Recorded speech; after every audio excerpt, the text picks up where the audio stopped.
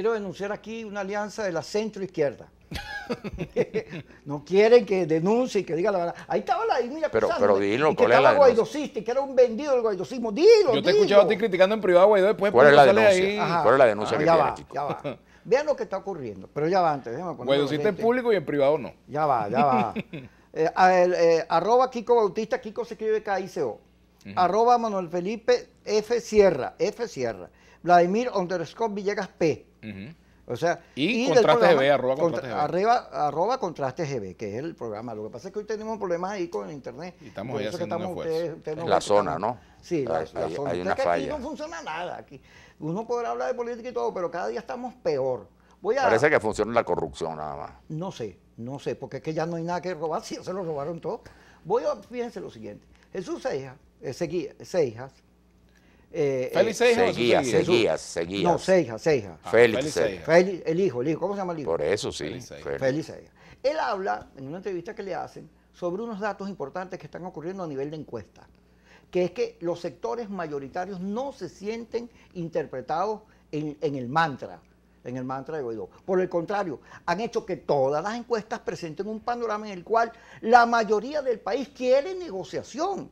¿Por qué? Porque la gente que menos recursos tiene, poco le interesa si es Mara Corina, Guaidó, el otro, Almagro, todas esas intrigas, no le interesa. Ella lo que quiere es comer, resolver sus problemas.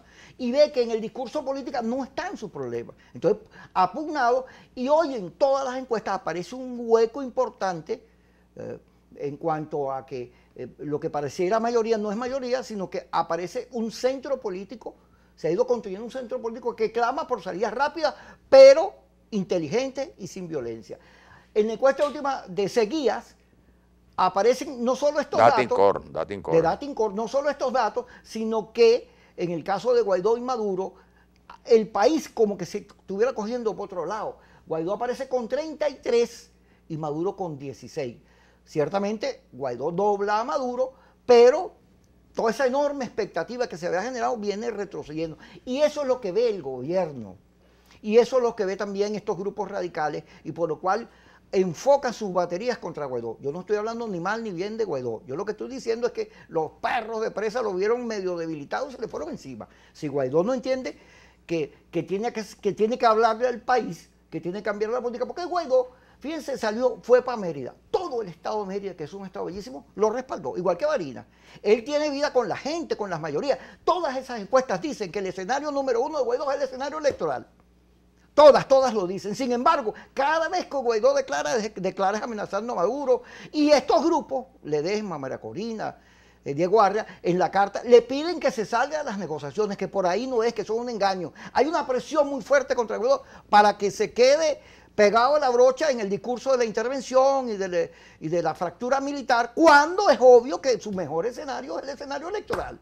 Está clarito eso. Es una jugada de la alta política, pero muy perversa, porque no toma en consideración a la gente. Y luego, Guaidó no tiene que seguir hablando al radicalismo. Él sigue pegado hablando de la Mara Corina, al otro, como si ese fuera el tema del país. Eso no es el tema del país. El país quiere otra cosa, el país lo que quiere es salida. El país lo que quiere es que el cambio al final aparezca en algún lugar. La desesperanza está comenzando a volver a formarse entre los venezolanos. Y si esto continúa así, la estrategia de Maduro se va a fortalecer, porque a medida que pasa el tiempo, Maduro se fortalece. Bueno, y además episodios como estos, de la corrupción denunciada en sectores de la oposición, estimula la desesperanza, la incertidumbre, la confusión. Ahora, lo que tú señalabas es importante porque, aunque haya esos señalamientos contra las negociaciones, hay que recordar que esta semana, justamente hoy, se anunció que había un encuentro de los países de la Unión Europea en Luxemburgo para plantear el problema de Venezuela. Se sabe ya que también hay esta reunión en Suecia que se convocó por el gobierno sueco, donde incluso un dato importante, van a participar varios países, incluso el Vaticano. Es decir, que el tema de la negociación, aunque sea estigmatizado y rechazado por sectores en Venezuela, cada vez cobra mayor importancia en el plano internacional. ¿Por qué? Porque desde el exterior se valora la crisis venezolana y se sabe, por la experiencia mundial y además por lo que es la política, la única manera de abordar y encontrar salida frente a situaciones como esta es la negociación. Y por supuesto, la vía electoral finalmente, ¿no? Yo quiero leer unos mensajes que están en las redes y que más o menos muestran las distintas visiones que hay de este problema. Wilfredo Nieves dice lo siguiente: Kiko, las denuncias de los choros las hizo Rodríguez en marzo, no hoy. Las facturas existen, así como los videos de Superlano en el bonche con las señoras, entre comillas. Patéticos tratando de enmendar la plana de la oposición. No minimicen el choreo, dice, ¿no? Hay otro comentario por aquí que dice: a ustedes no se les ocurre, dice César Pino, no se les ocurre de hablar de los 40.000 millones que se robaron los bolichicos, ya se les olvidó lo del apagón. Claro, hablemos de Guaidó y hagan el juego al gobierno. Entonces, hay dos visiones, que supuestamente estamos en el programa tapando a la oposición y otro que dice que estamos tapando al gobierno. Entonces, de lo que se trata es de analizar todos estos elementos y no minimizarlos. Porque fíjate, por ejemplo, la Asamblea Nacional, cuando la mayoría la tenía el PSUV, allí se planteó la investigación de la gestión de PDVSA, cuando Rafael Ramírez era presidente de PDVSA, y el PSUV negó esa investigación. Ahora el gobierno acusa a Rafael Ramírez de todas las irregularidades que se pudieron haber cometido allí.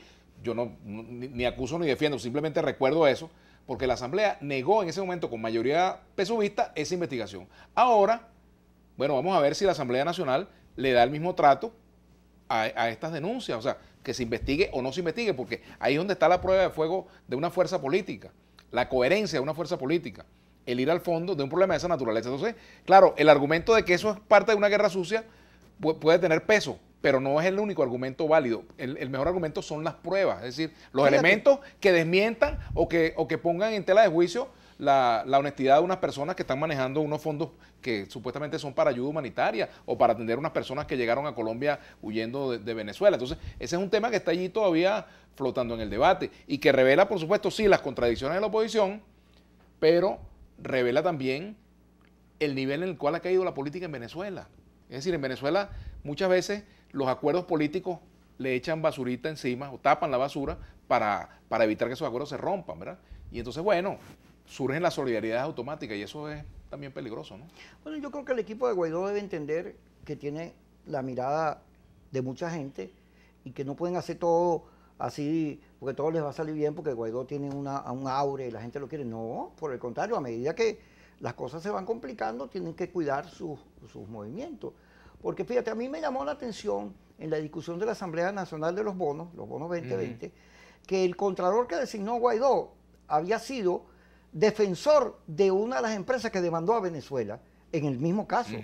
Y entonces, eso sí me parece peligroso. Debió inhibirse o debió cambiarse. No puede ser que tú estés con la nación y con quienes la demandan. Eso sí me parece. ¿Fue la mejor selección? Sí. Buena pregunta. Pero yo ahí sí le hubiera dicho, señor, mire, no se mete en este caso y nombro otro porque no es ni chicha ni limonada, ¿no? Ahí hay un conflicto de intereses que fue denunciado. Ahora, eso se discutió abiertamente. Yo vi Jorge Rodríguez, el bueno, nosotros le decimos el bueno, que es de la dirección de Avanzar Progresista, denunció esos casos y Francisco Rodríguez y todo el mundo habló y hubo un debate público que señaló que al final la decisión que se tomó sin ocultar nada. Ahí salió de todo. En el caso de Colombia, bueno, Guaidó tiene que, y los que están involucrados, dejar claro sus posiciones ahí, enseñar de qué se trata todo, dejarlo claro. Si no lo dejan claro, pues se los lleva a la corriente. Ahora, hay una situación política compleja que hace que el equipo de Guaidó y de quienes están en la oposición entiendan que la política no es lineal, que no es 2 más 2, que el mantra, estamos condenados a él, sino que pueden ocurrir cosas que alteran las situaciones que ya de por sí mismas son complejas. Esta situación de Colombia no estaba en el guión y apareció y tiene una fuerza, ahora todo el mundo anda de eso y por supuesto eso debilita la posibilidad del cambio en Venezuela porque su principal protagonista, Guaidó, aparece involucrado. Bueno, tú fuiste candidato a alcalde, tú fuiste víctima de campaña. ¿Cómo también, no? ¿verdad? Claro, es que esa oposición extremista, bueno. esa oposición extremista acusa a todo el mundo de colaboracionista, de lo que sea, son capaces, mira, si una política es capaz de cualquier cosa, porque al final yo no sé qué oscuros intereses defienden, pero a ellos no les interesa el cambio, a ellos lo que les interesa es el poder, la pugna por el lado, y acusan a todo el mundo de todo, porque ellos son los únicos que tienen la razón, son contrarios a la democracia, a la tolerancia, al entendimiento y a la unidad, no les importa la unidad, y la unidad es clave para alcanzar el cambio. Sin embargo, ese tema de Cúcuta es importante porque fíjate, ahí están los países observando, los países que han reconocido a Guaidó están observando. La OEA, el secretario general de la OEA, que fue hasta hace 5 minutos el líder máximo. Que decir, mira, Almagro, no me defiendas más, mano. Almagro, quédate tranquilo, no me defiendas más. Porque cada vez que habla, pero tú sabes que esta situación es uno de los factores que influye para que el gobierno de Estados Unidos, de acuerdo pues a las declaraciones de voceros tan importantes como Bolton, como Abraham, bueno, de alguna manera se desmarque, ¿no? No que le niegue apoyo, al esquema de Guaidó, pero que se desmarque de la manera tan activa como habían participado hasta ahora a partir de enero, ¿no? Bueno, tú sabes que los americanos... Tenemos que hacer la pausa aquí. Tenemos que hacerlo. Los americanos, ¿cómo es? No son... Tú lo puedes acusar de lo que sea, pero nunca de gafos. No. Nunca de gafos. Eso que Pompeo ahora, ay, dejé que me grabaran. El jefe de la CIA dejó que me grabaran. No, eso no existe. Los americanos, obviamente... Fíjate, la reunión de Suecia. Mire, ¿tú no vas a hacer la pausa? Bueno, vámonos para Suecia, que allá parece que la gente tiene agua, tiene luz, vive feliz. Y se fastidia mucho por eso. Y se hacen los suecos. Y se hacen los suecos. Y a veces los noruegos.